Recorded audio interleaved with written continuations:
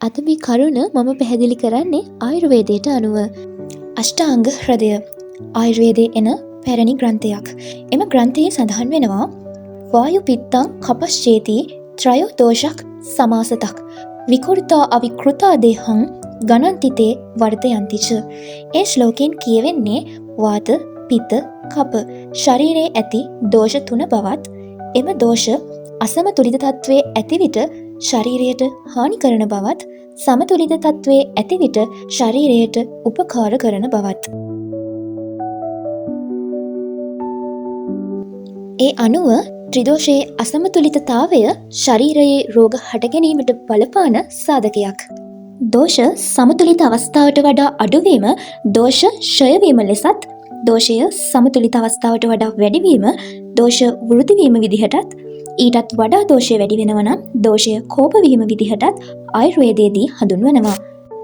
කැක්කුම් සහිත ප්‍රදේශ ආශ්‍රිතව තියෙන්නේ වාත දෝෂයේ කෝපවීමක්. වාත දෝෂය නිතරම ආශ්‍රය කරන්නේ අස්ථි ධාතුව.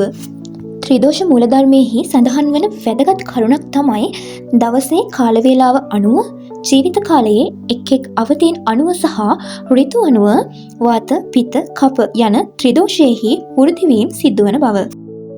දවසේ කාල වේලාව අනුව ගත්තොත් දවස ආරම්භයේදී කප දෝෂයත්, මධ්‍යහ්නයේදී පිත්ත දෝෂයත්, දවසේ අන්තයේදී වාත දෝෂයත් වෘද්ධි වීම සිද්ධ වෙනවා. ජීවිත කාලයේ විවිධ අවදීන් අනුව ගත්තොත් ලදරු අවදියේදී කප දෝෂයත්, තරුණ වියේදී පිත්ත දෝෂයත්, මහලු වියේදී වාත දෝෂයත් වෘද්ධි වීම සිද්ධ වෙනවා. ඍතු අනුව වාත දෝෂය සැලකුවොත් ග්‍රීෂ්ම ඍතුවේදී වෘද්ධි වීමත්, වර්ෂා ඍතුවේදී ප්‍රකෝප වීමත්, සරත් ඍතුවේදී සමනය වීමත් සිදු වෙනවා. සාරාංශයක් විදිහට ගත්තොත් මහලු කාලයේ කැක්කුම් වේදනා වැඩි. හවස් කාලයට ඒ වගේම වර්ෂා කාලයේදී කැක්කුම් වේදනා වැඩි වෙනවා. සීතල දිනවල උදේ පාන්දරටත් වේදනාව වැඩි වෙන්න පුළුවන්. මොකද සීතලට නිරාවරණය වීම වාත දෝෂය කෝප වීමට හේතුවක් නිසා. ප්‍රකෝප වූ වාතය අඩු කිරීමට ගත හැකි ක්‍රියාමාර්ග.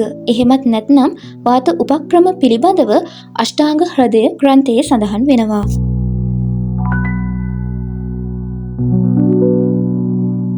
ඒ අනුව අභ්‍යංග.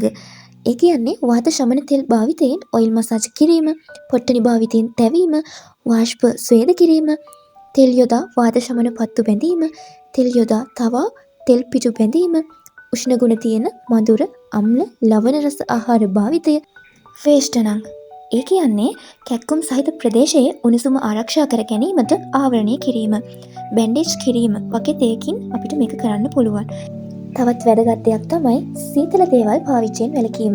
මේ වගේ දේවල් වලින් අපිට පුළුවන් කැක්කුම් වේදනා අඩු කරගන්න. අද වීඩියෝ එක ඔයාලට වැදගත් වුණා නම් subscribe කරලා යාළුවන්ටත් share කරන්න.